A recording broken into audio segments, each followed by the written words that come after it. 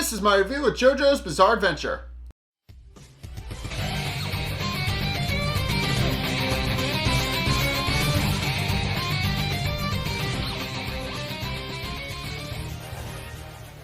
Okay, so this one is actually the first part of a four-parter. So this episode is actually sets up a bunch of different little plot lines that are all happening around the same time as one another, and they all kind of just happen roughly around the same time. They just kind of go one after another. There's one main one that I'll focus on, but there are also several other little plot threads that are set up in this episode that I will be established on further into the four-parter. So it starts off with Yoshihiro Kira using Adam Hardfather to look around for more stand users to find, and also trying to figure out where his son is.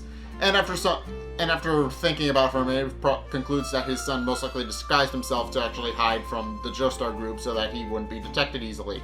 And while that does ease his nerves a little bit, because he knows that his son is likely safe and hiding, after observing the Joestar Group and discovering that not only are they taking their investigation very seriously to actually find Yoshikage Kira, but on top of that, he's actually knows that Rohan has actually been taking pictures of everybody who might be Yoshikage Kira, and has been observing them all in an effort to maybe find him using a photograph, which kind of sets Yoshihiro off, because he realizes that it's only a matter of time before they catch his son, and he needs to work quickly to make sure that they don't.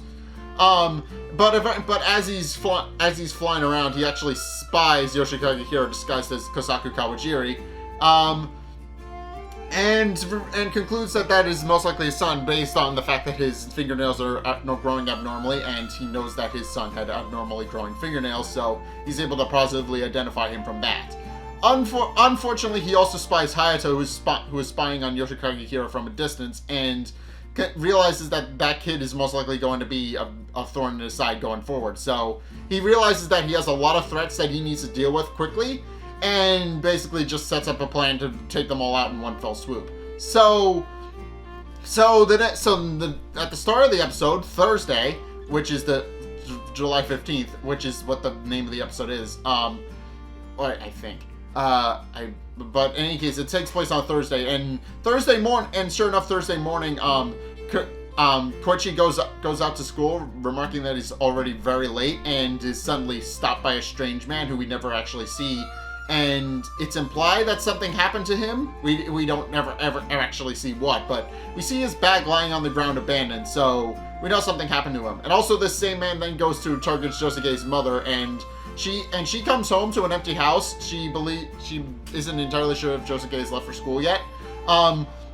But she begins to investigate the house herself, believing that he's left, and finds a half-eaten sticky bun in the freezer, and points out that Josuke may have eaten it, but also remarks that there should have been one more, and that it's a little bit weird that there's one missing and that one has had a bite taken out of it. And sure enough, that same man actually attacks her as well, and she goes missing as well. So yeah, we never actually see this guy's face, but he's apparently going to be a major antagonist going forward. So I have no idea who he is, but we're going to see him at some point. And also, while Rohan is going through all of his different photographs that he's taken, he actually does notice Hayato spying on somebody in the photograph, and begins investigating to see who it is, unaware that there's another strange man who we actually see standing outside his house. So yeah, those are the two smaller plot threads that are set up in this episode. So the main plot thread of this episode is actually that Okuyasu and Josuke are actually on their way to school, and they decide to pop by an abandoned part of town where there's not much going on, so as a shortcut, because they're running late for school as well. And as they're going through the house and through all of these different smaller neighborhoods, they actually come across an open field, where they actually discover a pair of binoculars on the floor, and Josuke dissuades Okuyasu from picking them up, pointing out that they actually might be filthy. And then it's revealed that the binoculars are actually Mikitaka, and then it's revealed that he's actually been waiting for them the whole time, and to actually check something out. Although before he can actually get that out, Okuyasu then begins to question whether or not he's an alien again, and points out that he's still up in the air and he hasn't actually given a concrete answer to what actually is going on. But Mikitaka merely points out that he is indeed an alien. That reinforces the idea that he is indeed an alien, and then proceeds to point out that he was waiting for them because he wanted to show them something. At which point he turns back into a pair of binoculars and asks them to look at the nearby pylon. But you know, the giant electrical pylons where the electrical wires run through. Yeah, Josuke is asked to investigate one of those, and upon closer inspection, discovers that there's actually somebody living in the pylon.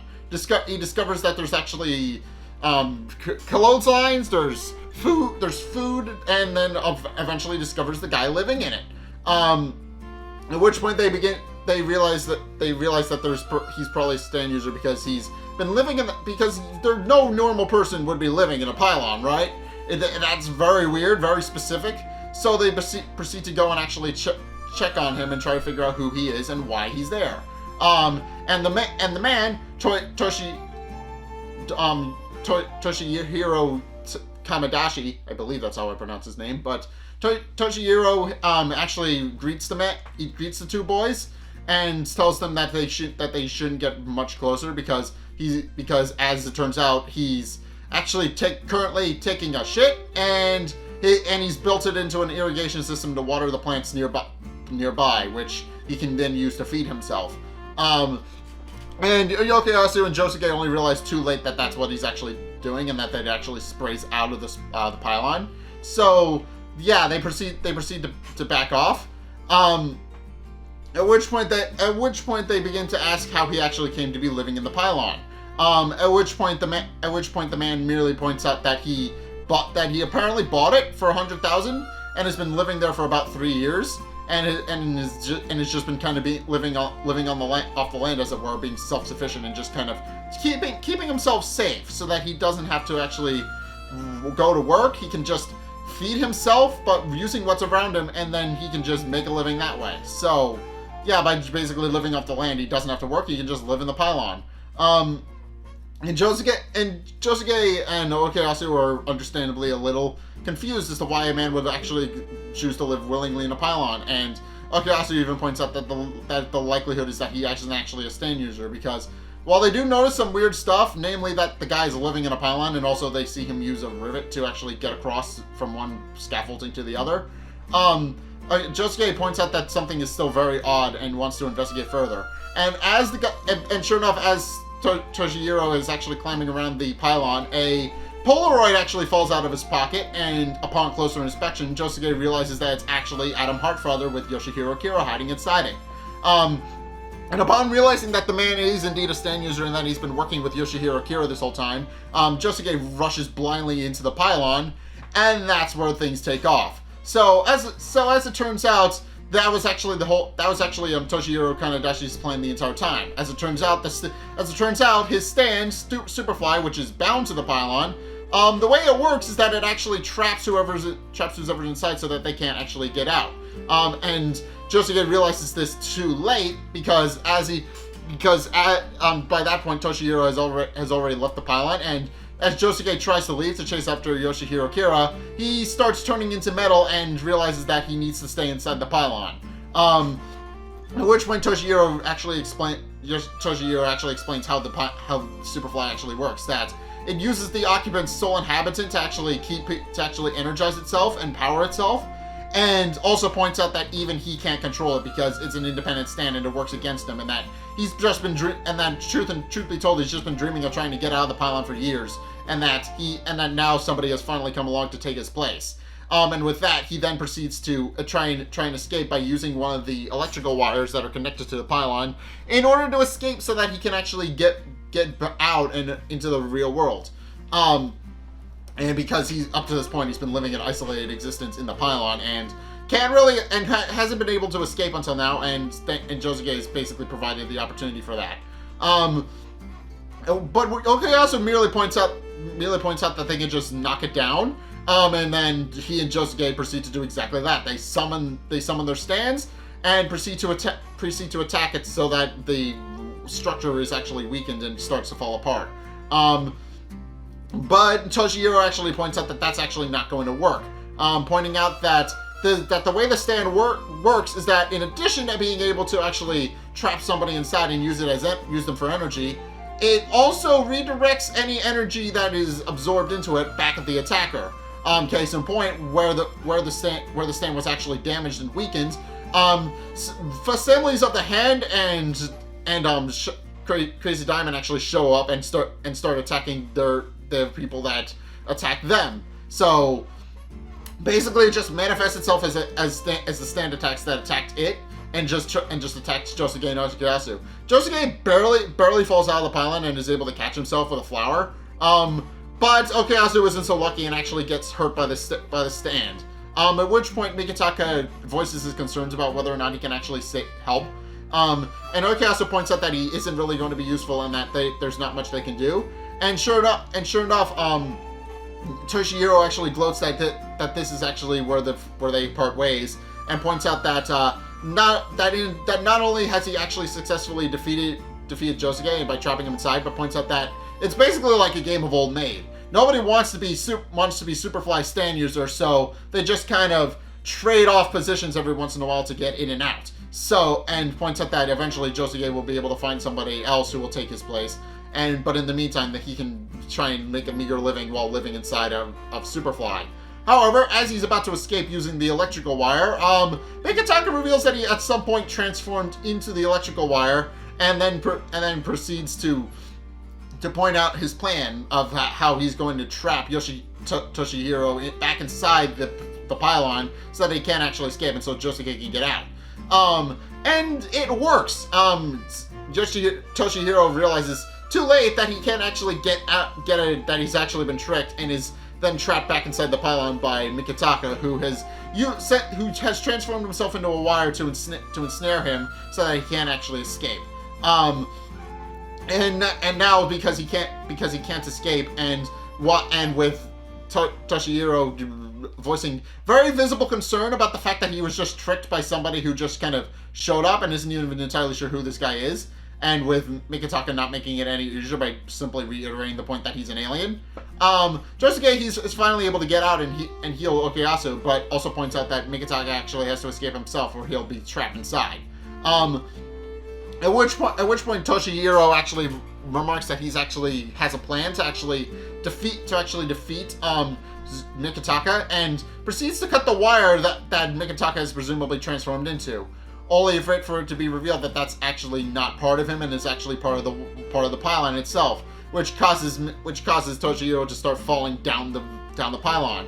However, Toshihiro points out that was actually part of his plan, and that because it's actually part of the pylon, it's actually able to damage Mikitaka and cause him to become wounded long enough for and basically distracts him long enough for Toshihiro to actually escape. Only for when Mikitaka makes to escape, Toshihiro merely used several of the rivets along with the equivalent exchange ability that his stand has demonstrated up to this point to pin Mikitaka with some rivets by reverberating them off the stand and right back into Mikitaka's arm. And he points out that those are going to hurt for a while, and that it's likely that the wounds will eventually heal, but he'll have to be a little bit careful to actually escape, and that'll buy him plenty of time to actually get out.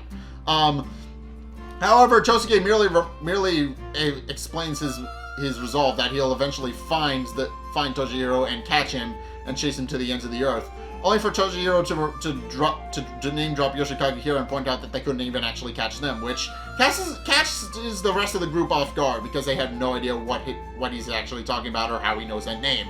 So yeah, that episode. So yeah, that kind of sort of ends that side of things, but it also kind of ends with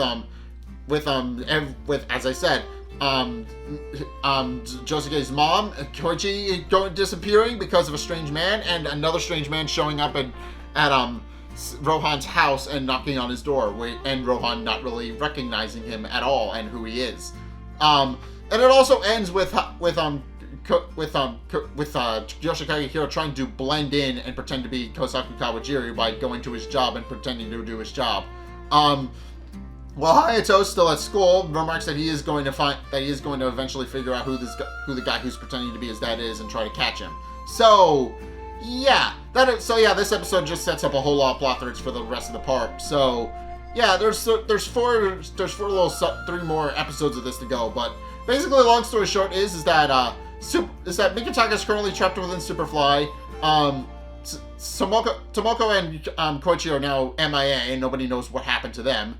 And now a strange man has showed up at Rohan's front door, and we don't know who he is. So, yeah, this is gonna be an interesting little four-parter because, and I do have to express four-parter. This has 4 episodes in it, and they're all with several different plot threads, and they're all taking place right at the same time. So, yeah, things are gonna be very interesting. But in any case, yeah. That's my review of JoJo's Bizarre Adventure. What did you guys think? Let's get a discussion going in the comment section down below, or over on my Discord server, link in the description. Anyway, thank you guys so much for watching. If you enjoyed, be sure to like, comment, and subscribe. Also, be sure to follow me on Facebook and on Twitter in the description below. And also, be sure to check out my Patreon in the description below as well. It's only a couple bucks a month. It really helps me out, and you guys get access to a bunch of cool perks, and I'm always saying thanks. So be sure to check those out in the description below as well. Also, if you want to see more videos from me, then be sure to check out the videos linked in the end screen. The top video is the most recent one. It may or may not be this one. Whereas the bottom video is the recommended to you based on what you've already seen from me and what YouTube thinks you will like based on that. So, if you want to see something new or something that you may or may not like, then be sure to check both of those videos out. But, regardless of whether or not you do any or all of those things, thank you guys so much for watching, and until next time, I will see you guys in the next video. Peace.